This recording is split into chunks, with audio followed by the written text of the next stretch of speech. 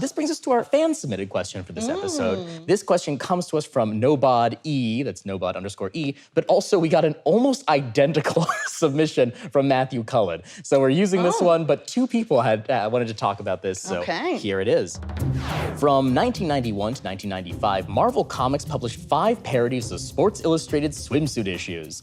The issues featured pinup-style drawings of both male and female characters, all clothed in skimpy beachwear. Each issue had a different setting, from a beach party on Monster Island to the water festival of the Inhumans. Yes, Emma? Actually, it was the mid-90s and we weren't really into like equal opportunity exploiting of bodies, so it was only women. Oh, Emma. It was so many men. The gentleman, Chris Cooper, who unfortunately recently shot to fame as the victim of a real jerk in Central Park in a bird-watching incident, is better known to many in comics as a longtime Marvel editor. An out Marvel editor who worked there in the 90s, introduced some notable firsts for diversity in the Star Trek comics when he was overseeing that line at the time, and also was an editor while they were putting together the Marvel swimsuit issues annually, which are the source of many of the best images you have ever seen of like Wolverine in some cutoff shorts, you know, Namor all over those things. Yeah. I've totally wandered off the point. What's the actual problem with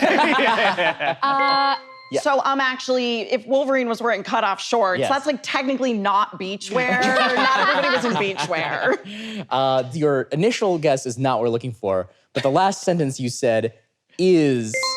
so I'm gonna give a chance for a scoop here. So what you said was not everyone was in beachwear. That is correct, but I'll give anyone, perhaps Amy, the point if she can be more specific here. Well, I'm gonna try to go over specifics. So if I mess it up, you get to keep the point. But actually, rather than coherent like settings where the stories were happening, these were just pinups, just anywhere. They don't have like a "and now we're all on the same island" kind of together setting theme. They're just pictures of people in swimsuit special clothing. That's not what we're looking for. We'll say, Emma, we'll give you the point for not everyone was in beachwear. That is because what we were looking for is that Ghost Rider was fully nude.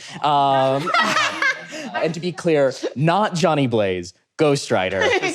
Flaming Skull is fully nude in the Marvel Swimsuit Edition. Was he like tastefully, you know what I mean? Was it like, you know how they like do those poses? Or full hog. You're asking if you could see the taint. I have one of the Punisher and I have one of Ghost Rider. Right, so I'm gonna start with the Punisher just so you can see what a normal one looked like. Okay.